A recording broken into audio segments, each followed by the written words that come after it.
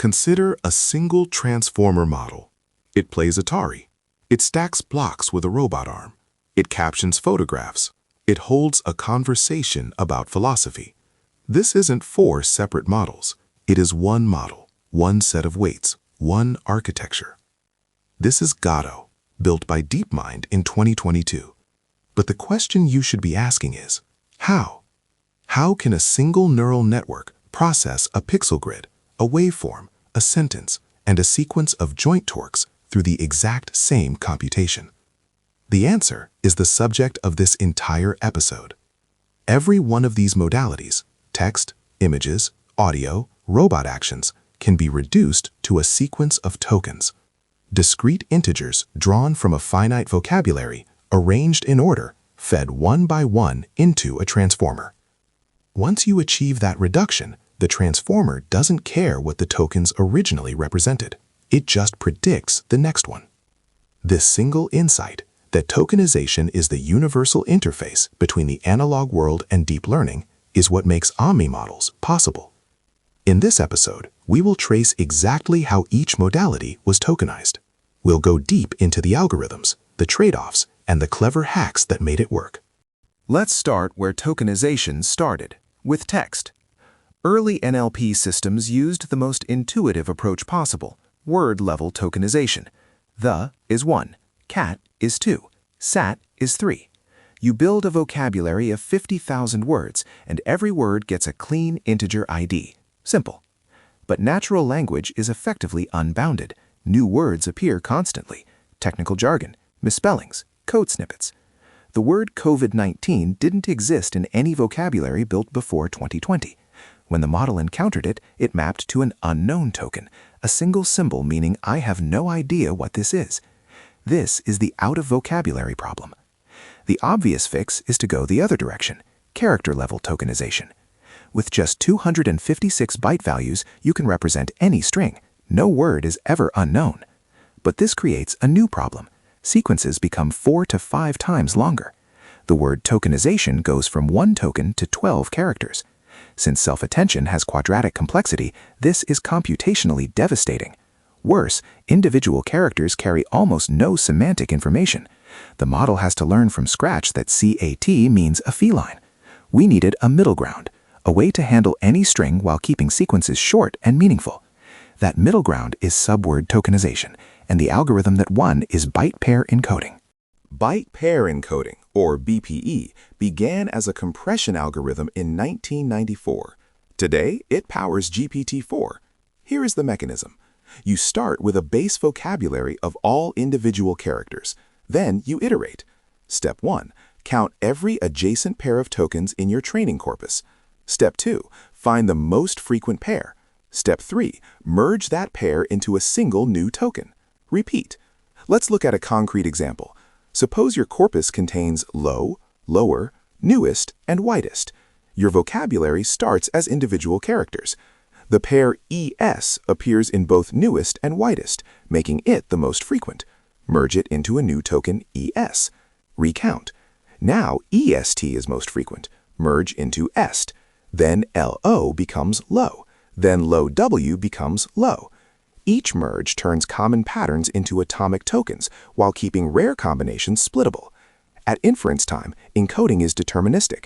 The same string always produces the same integers. GPT-4 uses the CL100K base encoding with a vocabulary of about 100,000 tokens. Because it starts from bytes, no character is ever truly unknown. Even arbitrary binary data can be tokenized. This is what makes modern language models truly open vocabulary. Tokenization isn't just pre-processing. It dictates model behavior. Consider 4 consequences. First, fertility rate. This is the average number of tokens per word. English typically has a fertility around 1.2, but for languages like Thai or Bengali, fertility can exceed 3.0. This means the model uses 3 times more of its context window just to represent the same content. It is an implicit bias baked into the system. Second, the vocabulary trade-off. Larger vocabularies compress sequences but explode parameter counts. 100,000 token vocabulary with a model dimension of 4096 requires 400 million parameters just for the embedding layer. Third, numerical reasoning. The number 380 might tokenize as 3 and 80, or 38 and 0. The model sees inconsistent representations of numbers, which is one reason language models struggle with arithmetic. Fourth, leakage. Code models like Codex relied on tokenizers that preserve indentation. A general tokenizer might split whitespace randomly, destroying the syntactic structure of Python. The choice of tokenizers shapes what the model can learn. Now, the modality that seemed incompatible with transformers: images. A 224 by 224 image contains over 150,000 pixels. If you treated each pixel as a token, self-attention would require 22 billion operations, completely intractable. The solution came in 2020 with the Vision Transformer, or VIT. The approach is striking in its simplicity. Step 1. Patch extraction. Split the image into a grid of non-overlapping patches.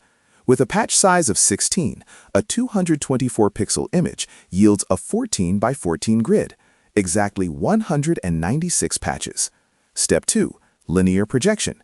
Flatten each patch into a vector and project it to the model dimension. That's it. That's the visual tokenizer. No convolutions, no hierarchy, just a linear layer. Step 3. Position embeddings. Since self-attention has no concept of order, you must inject spatial information. VIT adds learnable 1D position embeddings. Surprisingly, the model learns 2D spatial relationships from these 1D indices purely from data. Add a classification token, feed it to a transformer, and you're doing computer vision with a language architecture. VT's most important finding wasn't architectural, it was that data replaces inductive bias. CNNs have built-in assumptions that nearby pixels are related, and that a cat is a cat regardless of where it is in the frame. Transformers have none of these priors. When trained on ImageNet's 1.2 million images, VT actually failed to beat standard ResNets. It couldn't learn the spatial rules from scratch. But when trained on JFT 300M, 300 million images, VT Huge achieved state-of-the-art accuracy. Above a certain scale of compute and data, flexibility beats hard-coded constraints. The paper's analysis of attention depth proves this. In early layers, the model learns to attend locally, reinventing convolution on its own. In deeper layers, attention becomes global, integrating context across the entire image. This is why VT matters for Omni models. It proved that if you have enough data, images can be processed by the exact same transformer architecture used for text. VIT converts images into continuous vectors, but language tokens are discrete integers. This mismatch is a problem for generative modeling. You can't easily sample a continuous vector. To generate images like text, we need the VQ-VAE. This architecture learns a discrete codebook of visual tokens. First, an encoder maps the image to a grid of vectors. Then, vector quantization. Each vector is snapped to its nearest neighbor in a learned codebook of 512 or 1024 entries. The entire image becomes a grid of integers. The decoder then reconstructs the image from these integers alone. The technical hurdle here is that the snap to nearest operation has no gradient. You can't backpropagate through it. The solution is the straight-through estimator. In the forward pass, you snap to the codebook. In the backward pass, gradients flow as if you hadn't. This allows the model to learn a vocabulary of visual words. DAL-E used this to compress images into 1024 tokens, comparable to a short paragraph of text. Audio presents the most extreme compression challenge. CD-quality audio produces 44,000 samples every second. A 10-second clip is nearly 500,000 values. There are two ways to solve this. The first is the whisper approach. Convert the waveform into a log-mel spectrogram. This turns audio into a visual heat map of frequencies over time, essentially an image, which can be processed with patches, just like VidIT. The second approach is neural audio codecs, like SoundStream and encodec. These learn discrete tokens directly. They use residual vector quantization. An encoder compresses the audio, and then a cascade of codebanks goes to work. The first codebank quantizes the signal. The second quantizes the error from the first. The third quantizes the error of the error. With 8 codebanks, encodec can compress 10 seconds of audio into just 500 to 700 integers while preserving high-fidelity information. Now, audio fits in the context window alongside text. We have text, images, and audio, but Omni models need to act.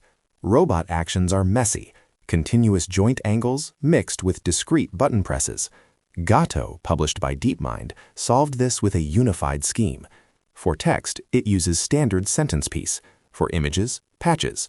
But for continuous robot joints, it uses mu-law encoding. This function compresses the dynamic range, giving high precision near zero where small movements matter, and lower precision for large movements.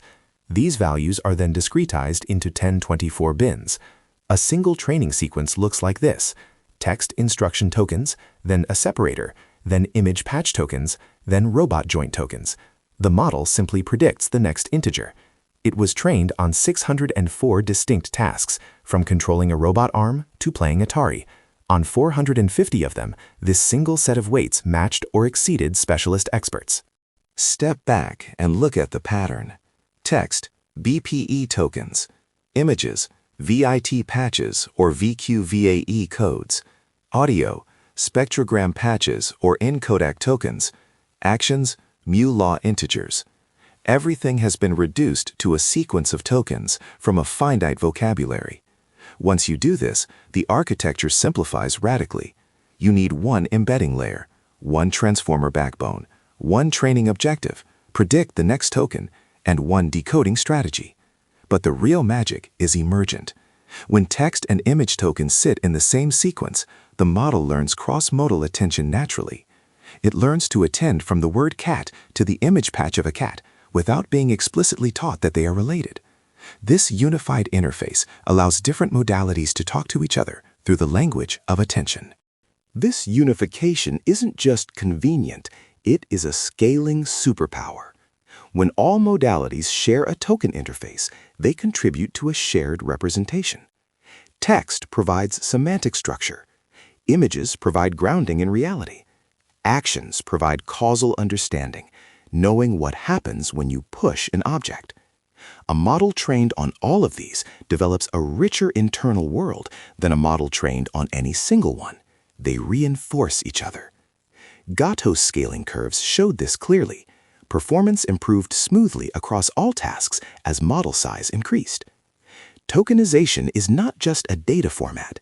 It is the universal interface that allows different aspects of intelligence to flow through the same weights.